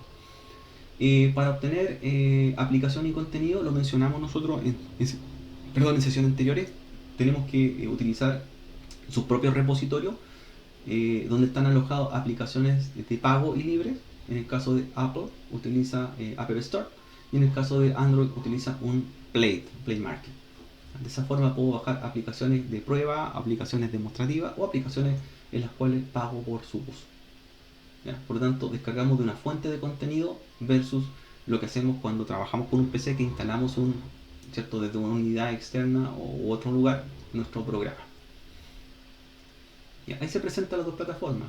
Apple trabaja, ¿cierto?, con la plataforma App Store, donde es un portal, ¿cierto?, una vitrina de software privado y gratuito como freeware, que es software con licencia gratuita por un par de días. Y la idea es bajar siempre software desde estas plataformas, ya que eso me asegura que muchas veces fue revisado y no puede tener código malicioso, ¿ya? Cuando descargamos desde terceros o de otras fuentes, no nos asegura que el software que estamos bajando sea o tenga algún tipo de código malicioso, malware, ¿ya? Por eso es importante, ¿ya? En el caso de Android, utiliza el Google Play como ¿cierto?, la plataforma o vitrina de descarga de software, ¿ya? O también hay algunas como la App Store de Amazon, o sea, también puedo encontrar otra fuente de descarga de software. ¿Ya? Los sistemas operativos, tanto Android, tienen una interfaz gráfica que nos permite definir las acciones que tienen en pantalla. Ahí se muestra el ejemplo en una tablet, donde yo puedo manipular todas las acciones que se van a ejecutar a nivel de capas inferiores, como pasando por el kernel y llegando hasta el hardware en sí. Por lo tanto, cuando yo presiono en la pantalla el botón apagar, ¿cierto?, o el icono que diga apagar, ese icono manda un comando de instrucción en un lenguaje de programación que lo traduce el kernel, y el kernel manda esa acción a nivel físico hacia el equipo, es decir, manda un comando de input o output, ¿ya? O corto la energía y eso significa que se apaga el equipo. Entonces, por lo tanto, está como intermediario. Los sistemas operativos hoy día están pensados, en el caso de los móviles, para pantallas táctiles, y por lo tanto la idea sea lo más fácil posible de hacer arrastre de contenido o presión sobre una superficie, ¿ya? Ese es como el objetivo de los sistemas operativos de tipo móviles, ¿ya? Y también pensando que en un espacio reducido debo tener una cantidad de herramientas necesarias para poder manipularlas correctamente. Por eso se trata de adaptar al contexto donde va a estar instalado ese sistema operativo, una pantalla de un móvil, por ejemplo. ¿Ya? Vienen laboratorios propuestos donde ahí idealmente tener dispositivos con Android, ¿cierto? Y ver un poco lo que es los widgets, las pantallas, configuraciones, creación de directorio y trabajo sobre el sistema operativo. Ahí se pueden apoyar con tablet o con teléfonos, ¿cierto?, que tengan sistema operativo Android. O lo posible virtualizar Android, como lo vimos nosotros, que está disponible en DistroWatch, bajar en una máquina virtual y hacerlo ahí en vivo. En el caso de Android y comparado con iOS también tiene una interfaz gráfica, una UI, interfaz gráfica bastante amigable y bastante intuitiva, pero existen algunas diferencias también. Por ejemplo, los sistemas operativos iOS no tienen iconos de navegación y simplemente se basa en arrastre de pantalla con el dedo, ¿ya? Por lo tanto, no hay un botón físico hoy día, desapareció el botón físico en los nuevos sistemas, en los nuevos móviles, ya no está el botón de inicio. No tiene widgets, ¿cierto?, iniciales, por lo tanto se ve limpia la pantalla y hay que instalar aplicaciones de terceros, ¿ya? Solamente puede instalar la aplicación y no herramientas que estén en todo momento viéndose. No hay acceso directo, sino que son inicios a las aplicaciones en sí mismas. Es la aplicación a la que yo llamo. El botón de inicio, ¿cierto?, se reemplaza por activación hoy día por asistentes también, por ejemplo como Siri o control de voz. Es decir, yo puedo volver al inicio mediante comandos de voz y no necesariamente buscar el botón físico. Tiene centro de notificaciones donde me van mostrando la alerta de actualizaciones, por ejemplo. Puedo hacer configuraciones igual que en Android de pantalla, brillo, reproductores de música como iTunes. Y tienen herramientas también propias como linterna, reloj, calendario y cámara o lectores QR que se utiliza bastante en la actualidad. ¿Ya? Y viene un laboratorio propuesto, ahí es lo posible tener también dispositivos Apple, tener teléfono o quizás iPad o iPhone para poder hacer el trabajo demostrativo en la clase, ¿ya? Para familiarizarse, que los alumnos tengan la posibilidad de trabajar con las dos plataformas, y también un laboratorio guías que vienen propuestas. ¿Ya? Estas guías vienen también dentro del material. Característica, ¿cierto?, los sistemas operativos móviles es que tienen lo que se llama giroscopio, ¿ya? Que es un sensor que nos permite nosotros hacer una orientación de pantalla que se mantenga en una posición siempre correcta, independientemente si lo movemos en forma vertical o horizontal. Entonces, tenemos sensores, giroscopios, tenemos acelerómetros también, ¿ya? Que nos permiten ver la ubicación del teléfono o en qué posición la estoy moviendo, ¿ya? Así tenemos entre giroscopio y tenemos acelerómetros. ¿Ya? Hoy día bastante para los juegos de realidad aumentada y todos los juegos que usted instala en su teléfono se basan bastante en este tipo de sensores. ¿Ya? Y de esa forma la rotación automática se adapta a donde estoy ubicando el teléfono. También, cierto, tengo calibraciones de pantalla que puedo hacer los dispositivos móviles para ajustar los modos de lectura, de brillo, para adaptarse, cierto, a la tonalidad de luz que llega. Por lo tanto, tiene sensores de luz para saber si baja el entorno o sube el entorno. ¿Ya? Luz cálida, luz fría, y se va adaptando a lo que yo tengo alrededor mío. Otro dispositivo también que traen incorporado y que lo mencionamos en sesiones anteriores es el sistema GPS, sistema de posicionamiento global, que nos permite hacer triangulización, ¿cierto?, con un conjunto de satélites que están en el espacio y de un receptor en la Tierra. Es decir, de esa forma vamos buscando un punto, generamos un triángulo y sabemos una ubicación casi 100% precisa donde está nuestro dispositivo. ¿Ya? La ubicación, ¿cierto?, del dispositivo, cuando queremos buscar la ubicación física de nuestro aparato, se llama geotracking, y que lo puedo utilizar para hacer o utilizar software que me permitan buscar en caso de robo mi teléfono, o también el geotracking me permite utilizarlo para aplicaciones de navegación, como Waze, por ejemplo. ¿Ya? Ambas plataformas tienen sistemas de navegación y se pueden activar fácilmente. ¿Ya?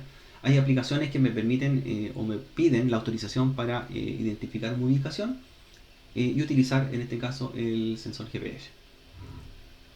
Y ahí vienen, ciertos laboratorios de práctica para ambas plataformas. También el sistema operativo me permite generar no solamente llamadas por celdas celulares, por redes de tipo G, sino también hacer la utilización de llamadas mediante redes wireless. ¿Ya? Y ahí me explico un poco cómo yo utilizo la cobertura wireless para sacarle provecho, en este caso, a donde no tengo una cobertura celular correcta. Ahí habla, cierto, que se puede activar o desactivar las funciones, ya que no sean por llamada celular, sino que por wireless. También está los sistemas de pago incorporados bajo un sensor llamado NFC, ¿ya? Una tecnología de corto alcance contacto y que me permite hacer pagos, ¿ya? Por lo tanto, en los dispositivos móviles también puedo realizarlo, hacer pagos de contacto directo, como las tarjetas, ¿cierto?, que usamos nosotros de contacto para pagar en un sistema de venta. ¿Ya? Sistema NFC de pago de comunicación cercana. También se incorporan herramientas de seguridad, VPN en la conectividad de los sistemas operativos, y que me permiten generar túneles, ¿cierto?, seguros hacia un origen a destino. De esa forma, quizás si quiero hacer llamadas celulares o conexión, estoy haciendo transacciones desde mi teléfono en un lugar abierto, puedo utilizar los servicios de VPN que ya vienen incorporados en los mismos sistemas operativos. ¿Ya? En el caso de iOS trabaja también con un servicio VPN de Cisco, ¿ya? Así que tiene Cisco Unity Connection que viene incorporado dentro de la herramienta. Los asistentes virtuales también son parte de los sistemas operativos. Hoy día el asistente virtual me permite generar mediante comandos basados en inteligencia artificial acciones a realizar en el sistema operativo, comandos de voz, ¿ya? Trabajan mediante aprendizaje automático, Machine Learning, también trabajan mediante reconocimiento de voz y gestos muchas veces incorporados en sí. Google Now, tenemos Siri también para Apple, y hay otros que se mencionan también de Amazon que no son para dispositivos móviles en sí, pero también se consideran asistentes virtuales. Y la última parte que habla el capítulo, luego que hace cierto laboratorio, explica un poco las características de los sistemas operativos, me muestra el laboratorio de cómo protejo o hago la protección de mi equipo, ¿ya? Bloqueo de contraseña, configuración de las huellas digitales en algunos casos, configuraciones biométricas en el caso de dispositivos que reconozcan rostro, y acciones de cómo eliminar este tipo de contraseña o modificación de ellas. Así que ahí también tienen laboratorios propuestos que vienen en el capítulo. Dentro de estas restricciones también se mencionan la cantidad ¿cierto? de ingreso de PIN o contraseñas correctas en el equipo, y para hacer bloqueos o borrados seguros, ¿ya? Así que también ambos sistemas operativos tienen la opción de hacer un borrado, por ejemplo, si ingresan más de 10, en el caso, como por ejemplo más de 10 veces la contraseña en forma incorrecta, que el dispositivo se borre porque se entiende que fue robado y se están tratando de ingresar en forma maliciosa al equipo, ¿ya? Los datos se respaldan en las cuentas de iCloud o iTunes, por lo tanto en el dispositivo se borra, pero yo lo podría restaurar esa configuración en un dispositivo nuevo que compre, en caso de un robo. Las copias de respaldo, también importante otro tema que toca acá, y que lo mencionamos en algún momento, nos permiten a nosotros realizar copias de seguridad, no solamente de archivos que tenga en el equipo físicamente, sino que fotografías, contactos, correos o configuración en sí, ¿ya? Hay distintas plataformas para hacer estos respaldos remotos, copias de seguridad. Apple tiene su plataforma que se llama iCloud. Hay otras plataformas como Google Scenes para Android y OneDrive para Microsoft. Pero también puedo trabajar en esas plataformas sin necesariamente el sistema operativo del equipo sea de esa empresa. Por ejemplo, yo puedo hacer una copia de respaldo en OneDrive, ¿ya? De Microsoft, lo puedo hacer. En algunos casos la cantidad de espacio de almacenamiento viene limitada para las copias de respaldo y debo comprar paquetes para incrementar el espacio de almacenamiento remoto, ¿ya? Si veo que es muy poco, me da por ejemplo 5 gigas o 10 gigas, puedo comprar más espacio y así puedo respaldar completamente la información de mi teléfono. Y también hay aplicaciones de localización, así como existen software de tercero en los cuales yo puedo buscar o rastrear mi teléfono. También su propio sistema operativo lo tiene. En el caso de iPhone tiene una aplicación que dice buscar o Finder My iPhone, cargada en el iCloud, y con eso yo puedo saber mediante GPS dónde está mi teléfono y hacer las acciones necesarias en caso de pérdida, o mandar o emitir un sonido, apagar el teléfono o borrarlo simplemente en caso de robo. O algunas aplicaciones, ¿cierto?, de tracking de terceros que yo podría instalar también en caso de que se pierda el dispositivo. Ahí aparece, ¿cierto?, el bloqueo remoto, como mencionábamos. En el caso de iOS yo puedo hacer el cambio modo mi teléfono mediante iCloud, entro en mi plataforma de iCloud y le digo modo perdido, ¿ya? En el caso de Android se llama bloqueo. Y la acción más drástica sería borrar el teléfono en forma remota, en el caso de iOS, y en el caso de Android erase, la función erase, que también es lo mismo, es borrar. Entonces le puedo mandar un sonido, mandar un mensaje o borrar finalmente el dispositivo en forma remota. Y para restaurarlo, ¿cierto?, en otro aparato, yo utilizo las cuentas asociadas tanto de Gmail o los datos sincronizados en iTunes en el caso de iOS. Los dispositivos móviles también requieren antivirus, ya no son vulnerables o 100% no vulnerables frente a los virus o malware. Por lo tanto, también se recomienda utilizar algún tipo de herramienta para eliminar software malicioso. Pensemos que los sistemas operativos tienen almacenamiento y muchas veces ocupamos almacenamiento de tercero, y de esa forma podría haberse expuesto también algún tipo de, ¿cierto?, de daño lógico a mi equipo. Por lo tanto, se consideran también algunas herramientas, ¿ya?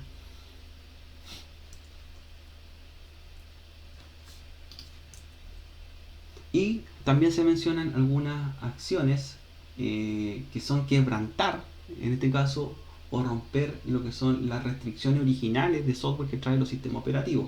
¿Ya? En el caso de routing o rutear, el término que se denomina en el cual yo los sistemas operativos lo paso a un nivel de superusuario, ¿ya? Es decir, entro con el usuario root a la plataforma y tengo acceso a todos los niveles del sistema operativo, tal como lo haría un sistema operativo estándar GNU Linux, ¿ya? O también está la opción llamada jailbreaking, ¿ya? Que es abrir en este caso las restricciones o protecciones para poder utilizar programas de terceros o de repositorios que no son los oficiales, ¿ya? En el caso, por ejemplo, de iOS, hay plataformas como Cydia, que son unas plataformas alternativas donde hay cientos de software de terceros y abiertos que yo lo podría ocupar para descargar en mi teléfono, en mi iPhone, ¿ya? Pero debo hacer un jailbreak primero, es decir, liberarlo y poder permitir entrar a esas plataformas que no tienen restricciones de fabricante, ¿ya?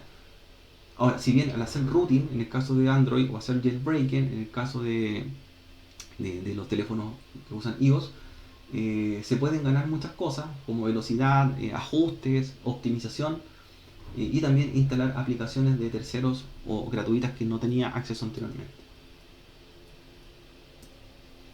Y los sistemas operativos también requieren actualizaciones y revisiones constantes, ¿ya? Los mismos fabricantes o desarrolladores de sistemas operativos van publicando sus versiones, en lo cual estas versiones van obteniendo mejoras tanto de rendimiento y funcionamiento y permiten tener mi sistema lo más actualizado posible, principalmente pensando en la seguridad. Y la última parte, ya de otro sistema operativo, luego que explicamos los sistemas operativos móviles, que vienen varios laboratorios incorporados, vienen los sistemas operativos ya de las plataformas Linux y macOS. Los sistemas operativos Linux nacieron, ¿cierto?, de un padre que se llama Unix, ¿ya? Unix fue un sistema operativo desarrollado en Stanford a finales de los años 60, principios de los 70. Fue programado en lenguaje C y principalmente se utilizaba como un sistema operativo para los mainframe o computadoras de alto cómputo para la época, ¿ya? Lo utilizaban universidades, entidades bancarias y lo utilizaban también el gobierno, principalmente de Estados Unidos. Y era un sistema operativo de pago, ¿ya? Principalmente macOS e iOS tienen en parte algo de Unix, ¿ya? Es decir, cuando se desarrolló este sistema operativo de Apple, también se basó en la plataforma Unix como referencia. En el caso de Linux, los sistemas GNU Linux, que hoy día son dentro de los sistemas operativos más populares a nivel de supercomputadoras o dispositivos inteligentes o dispositivos electrónicos, hogar, hay distintas distribuciones, tanto de pago como libre. Pago nos referimos a que hay un soporte técnico de por medio y hay que pagar por ese soporte de código, en el caso de Red Hat. Y tenemos distintas distribuciones o mundos en los cuales podemos elegir. Ahí se mencionan entre ellas SUSE, Red Hat, Fedora, Debian, Ubuntu y otras, ¿ya? Android también se considera un Linux. Y fueron basadas o desarrollados el primer kernel en el año 91 por el señor Linus Torvalds, que era un estudiante de Finlandia, que tomó como referencia Unix, ¿ya?, y Minix, que eran unos proyectos que, si bien eran de uso universitario de pago, y él tuvo la idea de crear también su propio kernel basado en esos sistemas operativos y con el objetivo de poder crear sistemas operativos abiertos a la comunidad y que cada uno generase su propio sistema operativo según la necesidad. Y ahí nació, ¿cierto?, el concepto de el kernel Linux. Él publicó esta información en la universidad donde estaba, y luego se empezaron a unir personas y empezó a aparecer el primer kernel GNU Linux, y el mundo es lo que conocemos hoy día en estos últimos 30 años. Y macOS es un sistema operativo basado, como mencionamos nosotros, en Unix. Es un primo hermano de las distribuciones GNU Linux, pero tiene sistema operativo cerrado. Eso quiere decir, ¿cierto?, que no tenemos acceso al código fuente, por lo tanto no podemos hacer modificaciones de kernel ni otros. Los sistemas operativos tienen una interfaz que la mencionamos en un momento, que es una interfaz gráfica llamada GUI, ¿ya? Graphic User Interface. Y la interfaz gráfica es la que nos permite a nosotros manipular o accionar directamente en un sistema operativo las distintas funcionalidades en un entorno basado en carpetas, iconos y que sean visiblemente atractivos para los usuarios. La gracia de los sistemas operativos Linux es que no tienen ¿cierto? O no tienen incorporado un escritorio gráfico, ya que el escritorio gráfico es de terceros. Por lo tanto, yo al sistema operativo base le podría poner otro escritorio gráfico según sea mi necesidad, ¿ya? Hay distintos escritorios gráficos como Genome, está KDE también, por ejemplo, Unity, y yo lo puedo incorporar a un sistema operativo que no lo tiene, ¿ya? Que esa es la gracia que podemos tener acá. Hay varios proyectos, ¿cierto?, en los cuales uno puede incorporar el escritorio gráfico más adecuado a las necesidades. A mí me gusta bastante Gnome, por ejemplo. ¿Ya? Hay otras personas que les gusta KDE y ahí se vuelve, ¿cierto?, un debate cuál es mejor que el otro o quién tiene más funcionalidad uno con el otro. En realidad, cada uno tiene sus distintas características y cada uno podemos encontrar distintos tipos de aplicaciones preparadas para cada uno de ellos. Y perfectamente yo podría estar utilizando un sistema operativo, por ejemplo, Ubuntu, y podría usar o KDE o Genome, o simplemente Unity, el que yo quiera.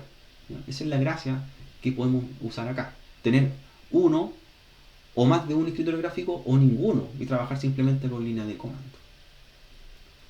El escritorio gráfico principalmente para aplicaciones de usuario, pero gran parte de las labores de configuración que hacemos los sistemas operativos Linux lo hacemos por línea de comando, así que, o por shell, ¿cierto? Así que igual es una herramienta que quizás nos facilita un poco algunas tareas, pero en realidad gran parte o todo lo que es acciones avanzadas lo hacemos por línea de comando. macOS también tiene una interfaz gráfica también bastante intuitiva, se llama Aqua el escritorio gráfico, y este se basa en distintos dashboards o herramientas que pueden ser buscadas bajo una herramienta que se llama Finder, ¿ya? Es un explorador que me permite, ¿cierto?, manipular todo lo que es iconografía, ventana y pantalla dentro del sistema operativo, ¿ya? Y ojo, también tiene línea de comando, ya que es un sistema operativo basado en Unix, tiene una terminal, una shell para poder programar en ella. Nosotros tenemos, ¿cierto?, este mundo y tenemos el gráfico donde vemos cómo funcionan las capas, donde tenemos el núcleo, que es el kernel. Todos los sistemas operativos tienen un kernel que es el que interactúa directamente con el hardware, pero tiene que tener algún tipo de interfaz con las personas, ¿ya?, con los programas de aplicación que vienen más arriba, y en ese nivel de shell están los escritorios gráficos, ¿ya? Y en este caso está un escritorio de línea de comando denominado TLI. ¿Ya? La línea de comando es una terminal, ¿cierto?, en la cual yo emito comandos de consola hacia el kernel y el kernel los traduce al lenguaje máquina, ¿ya? Así que finalmente ahí tenemos otra forma de trabajar y ambos sistemas operativos lo tienen presente, tanto Linux como Mac OS.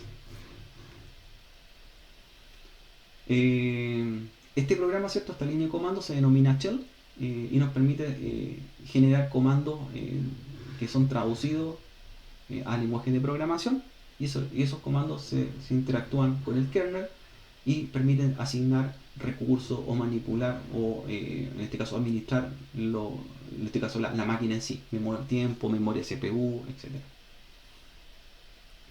macOS tiene su kernel, su shell, que se llama terminal, como mencionamos, y emula también algo similar. Y lo que tenemos en pantalla es una terminal en el sistema operativo Ubuntu, como podemos ver, ¿ya? ¿Qué más podemos hacer? Así como en los dispositivos móviles hacemos respaldo, acá también se pueden hacer copias de respaldo, ¿ya? Las copias de respaldo me permiten, ¿cierto?, generar copias para poder luego restaurar a mi estado original mi sistema operativo, como lo mencionamos nosotros en Windows. Así como existían en Windows herramientas para hacer respaldos completos, acá también existen lo mismo, ¿ya? Hay harta herramienta, en el caso disponible para plataformas Linux, no tiene una herramienta propia, sino que utiliza herramientas o soluciones de terceros, como Amanda, Bacula, FF Backup y otras más, ¿ya? Y permite hacer una copia de lo que yo quiero para poder restaurarla finalmente en caso de cualquier error. En el caso de los sistemas operativos macOS tiene su herramienta que se llama Time Machine, ¿ya? Apple tiene su propia funcionalidad, y esta herramienta, que ya viene incorporada al sistema operativo, me permite generar una copia exacta en una unidad externa u otro disco duro que yo tenga disponible, ¿ya?, mediante un estado por USB, Thunderbolt, Firewire o algún tipo de conexión externa.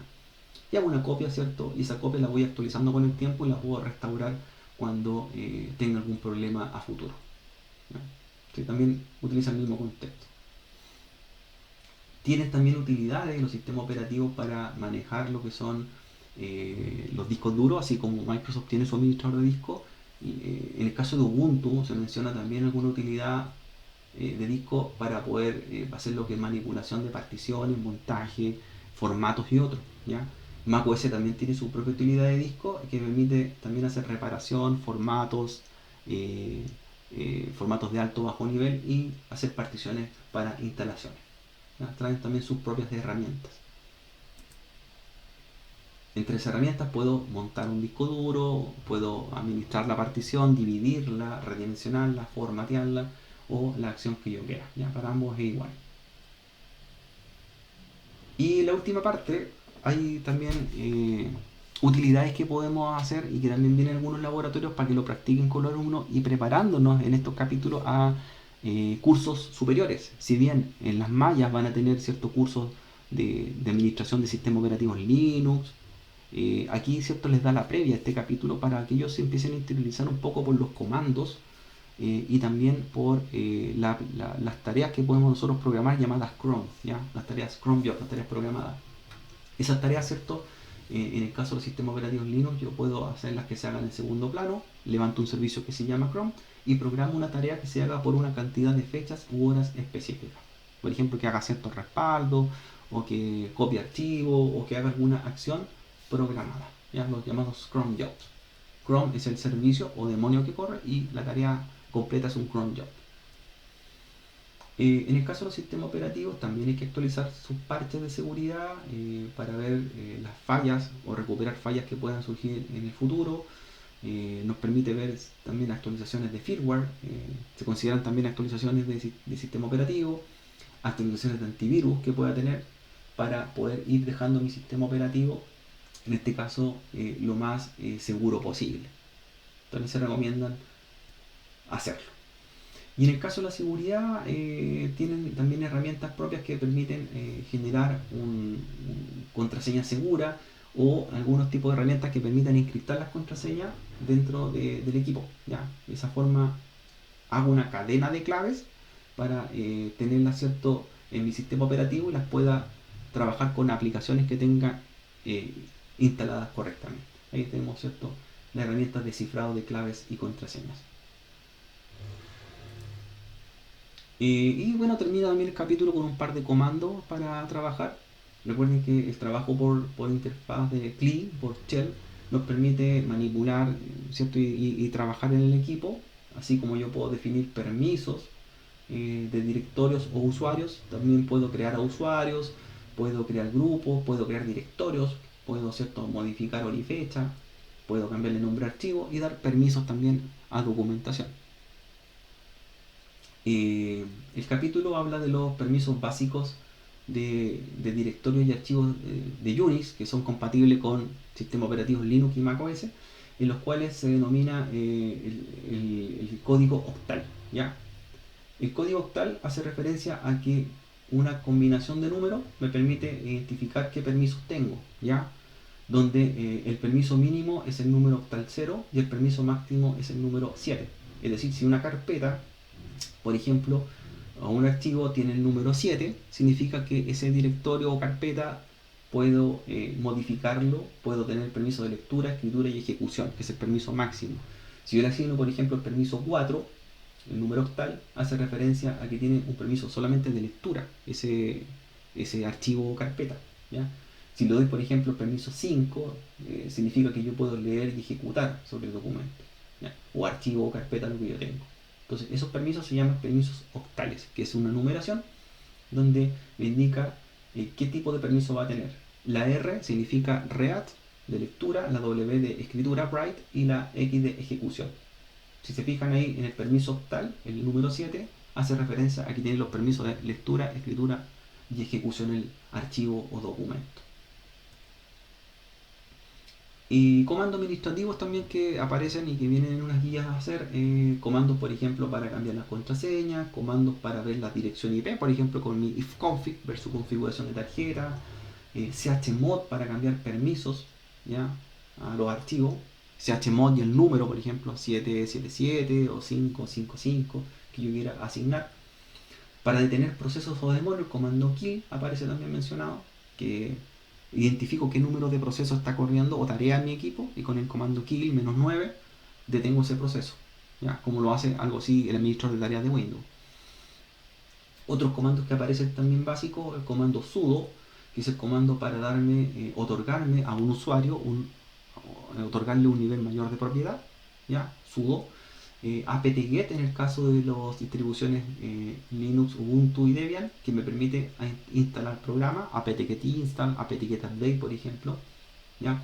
En los sistemas operativos basados en Red Hat o CentOS, el comando cambia por yum, ¿ya? Pero el objetivo es el mismo, yum install, yum update, acá es apt-get install, apt-get update. Tenemos los comandos ¿cierto? De apagado, como los shutdown, ¿ya? Shutdown -h, shutdown -r para reiniciar, shutdown -h para apagar. Así que tenemos varios comandos que se mencionan en el capítulo, que vienen en una guía y que lo pueden trabajar ahí con los alumnos en las máquinas virtuales. Y termina el capítulo con cómo resuelvo los pasos, el mismo procedimiento de los 6 pasos que hemos visto en capítulos anteriores, donde voy identificando los problemas con preguntas abiertas y cerradas, ¿ya? Para ver la solución al problema del sistema operativo, en el caso de los sistemas operativos móviles o Linux o Mac OS, lo mismo. Están las preguntas abiertas, que son preguntas, ¿cierto?, más generales para entender el problema. Las preguntas cerradas son de respuesta sí o no. Luego que hacemos las preguntas respectivas, pasamos a la teoría, ¿cierto? De identificar cuál podría ser la causa, como tenemos ahí varias acciones, y luego que tengo una teoría, la pongo a prueba, lo mismo, la ejecuto para ver si funciona la teoría. Si no funciona, vuelvo al punto anterior. Si la teoría funcionó, voy al punto 4 o paso 4, donde establezco el plan de acción. Ahora hago la forma de solución. Luego me voy al paso 5, donde verifico que funcionó lo que recuperé o el error que había, y de lo contrario vuelvo al paso anterior, y si funcionó todo correctamente, comprobé que funcionaba, registro los hallazgos. Así también se aplica la solución de 6 pasos. Y bueno, en el capítulo también ahí aparecen bastante material interactivo donde me muestran ejemplos de causas probables de problemas y las posibles soluciones, y voy tratando de, según la experiencia, ¿cierto?, ir detectando cuál sería la solución posible de un error que se presenta. ¿Ya? Hay varios ejemplos que aparecen en el capítulo en modo interactivo y que los pueden trabajar ustedes con los alumnos cuando les estén presentando el capítulo, y que ellos vayan seleccionando en vivo ahí en la pantalla, en el proyector, y sea bastante dinámica esta actividad. Lo mismo así como para sistemas operativos mobile, también para Linux y macOS. Y luego vienen prácticas de laboratorios también propuestas. Ya, estimados, con esto ya como resumen del capítulo 12, también se habla de los sistemas operativos móviles, las posibles soluciones, hace comparaciones. En el caso de los sistemas operativos también de escritorio, habla del mundo Linux, habla del mundo Unix, del mundo macOS, y también sus distintas versiones, sus distintas diferencias, y también la resolución de problemas generalmente más presentes que hay en el mercado. Bien, estamos ya terminando la sesión, estimados. La idea es que también, una vez terminado este video, les voy a compartir la pauta que les mostré al principio para la actividad práctica que nos queda. Recuerden que el día 28 es el plazo para enviarla, y sería esa evaluación que corresponde a un 30% del curso, que es la microclase. Así que en ese archivo van todas las instrucciones posibles, y si no les quedó claro alguna de esas instrucciones, igual pueden ahí comunicarse, ¿cierto?, enviar un correo, o no hablamos, ¿cierto?, antes de la fecha del 28. Si cualquier cosa, ahí nos estamos en contacto. Ya, lunes estaríamos viendo ya los 2 capítulos finales, el capítulo de seguridad y el capítulo, ¿cierto?, del profesional TI, que con eso ya, ¿cierto?, hace el resumen final del curso. Pónganse el día con los capítulos pendientes, los exámenes de capítulo, avancen en la evaluación práctica, ¿ya?, para que hagan ese video, y la próxima semana, ¿cierto?, a contar del lunes, tendríamos también activo el examen final online, que serían las 2 partes finales o 2 últimas evaluaciones, el práctico y el teórico, que cada uno va a valer un 30%. ¿Ya? ¿Dudas, consultas, estimados?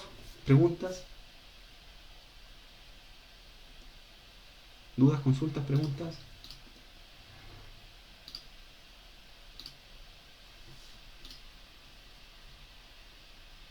Ya. Entonces, Cualquier cosa o consulta que les surja el fin de semana, igual escríbanme sobre la pauta que les voy a enviar también si les queda alguna duda. La idea es que ustedes ya tienen claro un poco lo que hay que hacer. La información del video quedó al principio, algunos ejemplos. Y yo también les voy a mandar la pauta y algunos videos de apoyo para que les sirva cómo hacer su microclase. La preparen con tiempo y no dejen el último día, ¿cierto?, para mandar el video, ya que es parte importante del curso. Bien, estamos en contacto, nos vemos el lunes y que tengan un buen fin de semana. Cuídense, nos vemos.